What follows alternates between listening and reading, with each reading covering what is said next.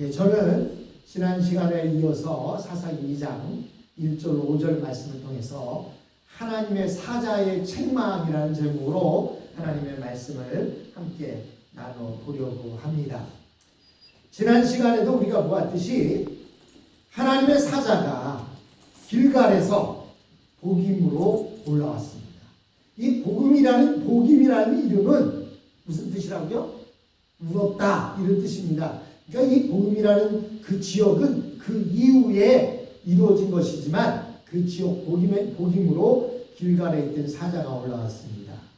길갈에 있던 그 사자는 바로 하나님의 두 번째 위신 예수 그리스도이십니다.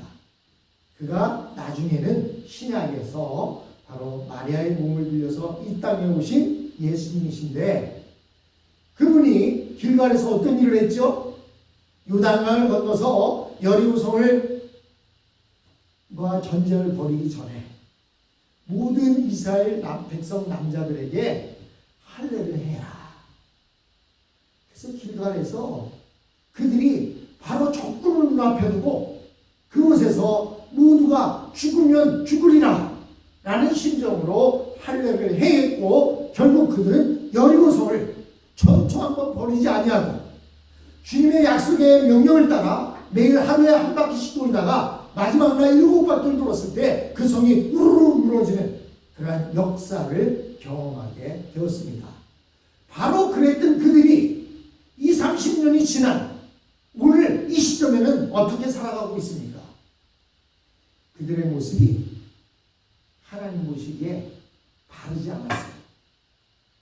그래서 그 길갈에 나타나셨던 하나님의 사자, 그 사자가 복임으로 찾아왔던 것입니다. 하나님의 사자가 복임에 찾아와서 책망을 합니다. 그 책망을 하는 내용이 무엇입니까? 너희는 이 땅 주민과 언약을 맺지 말고 그들의 단을 헐어야 한다라고 주님께서 이스라엘 백성들에게 말씀하셨습니다. 그러나 너희는 나의 말에 순종하지 않았다. 너희가 어찌하여 이런 일을 하였느냐? 내가 다시 말하여 둔다. 나는 그들을 너희 앞에서 몰아내지 않겠다. 그들은 결국 너희를 찌르는 가시가 되고 그들의 신들은 너희에게 우상을 숭배할 수밖에 없도록 올가매는 올무가 될 것이다 라고 이렇게 오늘 본문 사사기 2장 2절로 3절에 말씀하고 있습니다. 길갈 세대가 가나안 땅에 들어가서 한 일이 무엇이었습니까? 하나님을 완전히 버린 것은 아니지만 가나안의 생활 방식, 또 삶의 방식, 그 중에 한 가지를 인정한 것입니다. 그러면서 그들은 어떻게 생각합니까? 세상 사는 길이 딱 하나만 있는 것이 아니야. 우리가 하나님을 믿듯이 저 사람들도 부처를 믿을 수 있고 유교를 믿을 수 있고 모슬렘을 믿을 수 있어. 가만히 보니까 그들도 사는 것 중에 보면 좋은 점도 참 많더라. 그러니까 우리 예수 믿는 사람들이 너무 빡빡하게 울면 안 돼. 인정할 건 인정하고 덤으로 살아가는 거지. 그게 오늘날의 우리의 이야기입니다. 그런데 길갈 세대가 그러한 마음가짐으로 살았다는 거예요. 하나님께서는 뭐라고 말씀하시냐면 이 땅 주민과 언약을 맺지 말고 그들의 단을 헐어버려라 라고 말씀했음에도 불구하고 오늘날을 살아가는 우리들의 모습처럼 그 길갈 세대였던 그들이 그 신앙이 변질되어서 그들의 생활 방식도 받아들일 수 있지 라고 하는 타협의 자세로 살아가고 있었다는 것입니다. 여러분, 일본에 가보면요, 저는 일본에 그냥 비행장 안에서만, 그리고 비행기가 연착되는 바람에 호텔에 가서 하룻밤 잔 기억은 있는데 일본은 뭐 별로 이렇게 돌아본 기억은 없습니다. 그런데요, 일본에는 신들만 크게 대표적인 신들이 2만 신이 있대요. 2만 가지의 신들이 있다고 합니다. 그래서 일본은 모든 삶을 귀신들이 지배하고 있고 또 신사라고 하는 것이 삶의 중심이 되어 있어서 신사참배를 합니다. 그 신사는 뭐냐면 죽은 조상들의 그 납골 땅과 비슷한데요. 신사에다 그것을 모셔놓고 그곳에서 절을 하면서 한 해 한 해를 살아갑니다. 우리나라에서는 제사가 거의 한 가지 방식인데 일본에서는 귀신 숭배의 삶이 얼마나 많은지 집집마다 귀신들을 하나씩 모셔놓고 있다는 거예요. 옛날에 우리나라에도 있었지요. 그것을 뭐라고 해요? 신주단지라고 했어요. 집집마다 신주단지가 있었습니다. 그것을 모셔놓고 그냥 그 앞에서 아침마다 이제 이슬 먹은 물을 떠다 놓고 정화수를 떠다 놓고 비나이다 비나이다 해가면서 우리 자식 잘 되게 해주시고 건강하게 해주시고 이랬었습니다. 근데 일본은요 그게 오만 잡신이 다 있다는 거예요. 그러면서 그들은 그 오만 잡신을 다 인정하며 살아가는 겁니다. 가나안 사람들을 가지고 있던 그 우상들을 몰아내지 못한 이스라엘 백성들은 그냥 받아들인 거예요. 아, 저들이 우리는 목축업을 하는 사람들이기 때문에 농사를 짓지 모르는데 저 사람들이 농사를 잘 짓으니까 아유 저 사람들이 우리 농사 도와준다는데 같이 살지 뭐. 또 어떻게 삶의 방식이 내가 믿는 하나님만 믿으라고 할 수 있어. 아유 그들이 믿는 부처도 좀 인정하고 모슬렘도 인정하고 유교도 인정하고 그렇게 살지 뭐. 그런데 이러한 삶의 방식에 대해서 하나님의 사자는 그들이 하나님의 목소리를 청종하지 않았다라고 책망하십니다. 하나님께서는 이 세상 모든 우상을 멸절시키라고 명령하지는 않으셨습니다. 여러분 인도에 가서 인도 사람들이 섬기고 있는 힌두교라든지 또는 요가하는 사람을 막아서라고 하거나 또는 절에 가서 스님들을 두드려 패거나 절을 불순하고 한 적은 없습니다. 다만 하나님께서는 그들에게 준 약속의 땅에서만큼은 어떤 우상도 남아있지 못하게 하라고 하셨습니다. 내가 너에게 준 약속의 땅 안에서만큼은 우상들을 다 멸절시키라고 말씀하신 것입니다. 그런데 이스라엘 백성들은 그 일조차도 철저하게 하지 못했습니다. 그 이유가 무엇입니까? 자기들끼리 있을 때에는 하나님께 아무리 헌신하고 열정을 가져도 괜찮아 보였지만 다른 사람들과 함께 있다 보니 아무래도 그것이 너무 지나치다는 생각이 들기 시작한 겁니다. 아유 그들도 인정할 건 인정하지 뭐 내 생활 방식만 그렇게 주장하나 라고 생각했던 것입니다. 다른 것은 다 살기 좋은데 신앙이 서로 다르다고 해서 끝까지 결혼하지 않고 버티는 그러한 사람들을 이해하지 못한 거예요. 근데 여러분 결혼할 때요 신앙이 다르면 완전히 이 결혼 생활이 전쟁터가 되어버립니다. 서로 다른 신앙 때문에 서로 다른 것을 믿기 때문에 그 행복해야 할 결혼 생활이 전쟁터가 돼요. 심지어는요 우리 믿는 사람들끼리도 그렇습니다. 신앙 색깔이 좀 비슷한 사람이 만나야지 신앙 색깔이 다른 사람이 만나면 엄청나게 힘듭니다. 나는 뭐 장로교나 침례교처럼 좀 조용한 신앙 스타일인데 내 아내가 수봉교회 스타일로 불러불러 하면서 막 이렇게 하면 얼마나 힘들지 몰라요. 뿐만 아니라 종교적인 것도 정치적인 것도 그렇지 않습니까? 나는 민주당 쪽을 지지하는데 남편은 또는 아내는 공화당 쪽을 지지한다. 그럼 매일 어떤 뉴스거리만 나오면 어떻게 해요? 밥상머리에서 싸우는 거예요. 아무런 나에게 유익을 주는 것도 아닌데 어땀시 그렇게 싸우는지 몰라도 정치가 달라도 싸워요. 근데 종교가 다르면 더더욱 힘듭니다. 그래서 나는 예수 믿는 있는 사람과 결혼하겠습니다라고 버티는 사람들을 많은 사람들이 손가락질하면서 아이고 네가 그냥 믿지 않는 사람하고 결혼해서 그 사람 전도해서 예수 믿는 사람 만들면 되지. 여러분, 결혼 생활은 선교지가 아닙니다. 선교는 밖에 나가서 하는 거예요. 그리고 집에 들어가서는 같은 신앙 안에서 안식을 누려야죠. 이스라엘 백성들은 이렇게 너무나 신앙적인 문제를 쉽게 생각했습니다. 그러다 보니까 그들에게 나타난 현상이 무엇이었습니까? 세상이 그렇게 만만치 않다는 것입니다. 자기의 신앙으로는 세상을 도저히 이길 수가 없고 또 이 세상을 버텨낼 수도 없다라는 생각을 갖게 되는 것입니다.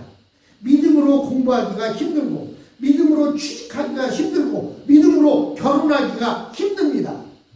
그래서 어떻게 합니까? 우리는 기도하기 시작하는 거예요. 현실 속에서 자기를 향한 하나님의 뜻을 이해하기 위한 몸부림을 치기 시작합니다. 그 가운데 비싼 대가를 지불하고 믿음이 조금씩 자라는 사람들이 세상을 이길 수 있는 것입니다. 그러나 한번 타협하고 나면 절대로 다시 돌아올 수가 없습니다. 제 후배들 중에 이제 첫 직장을 나가게 되면 제가 반드시 하는 얘기가 있어요. 회식을 나갔을 때 처음부터 술잔을 주거든 거부해라. 그렇지 않으면 직장 생활하기가 어렵다. 근데 많은 후배들이 그 말을 듣고 그렇게 했는데요. 어떤 한 후배는 하도 그 상사가 야, 이번 딱 한 번만 한 잔만 마셔. 다시는 안 권할게. 그래서 직장생활 잘하려면 상사들한테 잘 보여야 되는데 그래서 아유 저거 한 번도 먹어본 적이 없는데 그렇게 딱 한 번만 권하시니까 제가 딱 한 번만 맡겠습니다 하고 한 잔을 받아갖고 그 술을 간신히 삼켰다는 거예요. 그런데요 다른 상사가 술잔을 권하더라고요. 그래서 얘기했죠. 부장님, 제가 전혀 먹을지도 모르고 저는 예수 믿는 사람이라서 술은 안 마십니다. 그랬더니 하는 얘기야. 야, 너 나를 우습게 하냐? 네 저 상사가 주는 술을 받아먹고 내 술을 안 받아먹어? 결국 그 후배는요. 그 직장을 관둘 수밖에 없었습니다. 여러분, 세상은요. 만만치가 않습니다. 내 신앙을 처음부터 지켜나가지 않으면 중간에 뭐를 해보겠다고요? 나는 바뀔 수 있을지 몰라도 상대는 절대로 바뀌지 않습니다. 여러분, 우리가 한 번, 두 번 사람을 무서워하고 남이 싫어하는 소리 듣는 것을 무서워하게 되면 결국 그것이 올무가 되어서 하나님의 말씀에 순종할 수 없게 됩니다. 여러분, 가장 무서운 것이 사람에게 매이는 거예요. 사람에게 잘 보이려고 하는 사람은 절대로 말씀대로 살아갈 수가 없습니다. 우리는 이스라엘 백성들이 가나안 사람과 타협하지 않고 처음부터 투쟁 일변도로 나갔다면 그들의 삶이 어떻게 되었을까 생각해 봅니다. 그렇다면 처음부터 형통했을까요? 아니었을 거예요. 처음부터 투쟁했다면 그들의 초기 생활은 참으로 궁핍하고 불안정한 생활이었을 것입니다. 왜냐하면 하나님의 말씀을 따라서 가나안에 살고 있는 모든 사람들 싹 쓸어버리면 여러분 가나안에 도착하자마자 첫 번째로 사라진 게 뭐예요? 만나가 끊겼습니다. 먹고 살 게 없어요. 그러면 농사를 져야 되는데 여러분 농사 처음부터 잘 지는 사람 있습니까? 그런데요 자기 부모가 농사 짓는 모습을 보았거나 자기 형제가 농사 잘 짓는 사람을 보면 그 사람을 따라 하다 보면 금방 농사 짓는 법을 배웁니다. 그런데요 그런 사람들이 없으면 어떻게 돼요? 그냥 자충우돌 하는 거예요. 배추도 거꾸로 심고요. 이렇게 봄에 심어야 할 거 가을에 심고 가을에 심어야 할 거 봄에 심어서 결국엔 수학도 못하고 굶주리고 어려웠을 거예요. 그러나 타협하지 않고 그들이 없을 때 하다 보면 시행착오를 겪다 보면 결국에는 농사 짓는 법을 배우게 됩니다. 근데 하나님은 만나도 안 주시면서 가난한 사람들과 협상하지도 말고 싸워가면서 농사를 지으라고 말합니다. 여러분, 느헤미야서에 보면 이스라엘 성벽을 재건하는 데 있어서 그들이 어떻게 재건했는지 아십니까? 그냥 벽돌만 쌓던 게 아니에요. 허리에는 칼을 차고 그리고 벽돌을 쌓습니다. 왜냐하면 대적들이 언제 쳐들어올지 몰라요. 여러분, 우리 신앙인들의 삶의 자세는 그런 삶의 자세가 필요합니다. 그냥 다 놔두고 열심히 일만 하는 그 자세가 필요한 것이 아니라 우리는 한쪽 허리에는 칼을 차고 우리의 대적이 쳐들어오면 그 대적을 막아낼 수 있는 칼을 차고 그리고 내게 주어진 일을 열심히 하는 거예요. 처음에는 힘들고 어려울지 모릅니다. 그러나 그런 가운데 우리는 하나하나 하나님의 은혜를 깨닫게 되는 것입니다. 그런데 지금 하나님께서는 그 하나님의 사자가 복임에 찾아와서 너희들은 왜 그렇게 하지 못했느냐고 책망하고 있습니다. 무엇이 급하다고 그렇게 빨리 정착하려고 했느냐는 것입니다. 조금 굶주려도 보고 어려워도 봐야 여러분 내가 살기 좋아졌을 때 옛날 생각을 하는 거예요. 그래서 지금 어렵게 사는 사람들을 돌아볼 수도 있고요. 내가 어려웠던 시절을 생각하면서 지금을 살면서 감사할 수가 있는 겁니다. 근데 처음부터 모든 게 완벽하게 구비되어져 있는 곳에 산 사람들은요, 온실 속에서 자란 화초와 같아서 어떤 세상의 어려운 것들을 만나게 되면 견디지 못합니다. 하나님께서는 차라리 농사를 제대로 못 지어도 또 어렵고 힘들게 사는 한이 있어도 하나님의 말씀에 철저할 수 없었느냐라고 지금 길갈에서 온 하나님의 사자가 책망하고 있는 것입니다. 가나안 땅에서 안정되게 사는 일이 뭐 그렇게 중요하다고 들어가자마자 협상하느라 하나님 나라 건설하는 일에 등한시했느냐고 책망하는 것입니다. 가나안 사람들이 와서 농사짓는 기술을 가르쳐주고 땅을 파주고 또 여러 가지 일을 도와주니까 그것에 얽매여 버려서 결국은 하나님의 말씀을 저버리고 가나안에서 그들과 더불어 살게 됩니다. 결국 그들과 같이 삶으로 인해서 어떤 일이 일어났어요? 사사기에 보면은 얼마나 그들이 어려움을 당합니까? 길갈에서 온 사자가 말합니다. 그들이 너희를 찌르는 가시가 될 것이다. 너희에게 울무가 될 것이라고 이렇게 말하고 있습니다. 결국 이스라엘 백성들은 처음부터 태도를 분명하지 않고 타협했기 때문에 더욱더 가나안 사람들을 몰아내기가 어려워졌던 것입니다. 사랑하는 여러분, 우리가 한번 타협하기 시작하면 한 번, 두 번 계속 타협할 수밖에 없습니다. 아까 말한 대로 그 다음에 술자리에 가면 어떻게 했을까요? 야, 지난번에 마셨는데 오늘은 왜 못 마셔? 결국은 그것 때문에 마음속에서 싸우다가 직장생활이 행복한 직장생활이 아니라 아주 불편하고 어려운 직장생활이 되는 것입니다. 여러분, 하나님은 우리들에게 말씀하십니다. 우리가 살아가고 있는 이 시점 안에서 내가 믿고 있는 그 예수 그리스도의 사랑 안에서 타협하지 말라는 것입니다. 타협해서 좀 더 빨리 성공을 이룬들 그게 무슨 소용이 있느냐는 것입니다.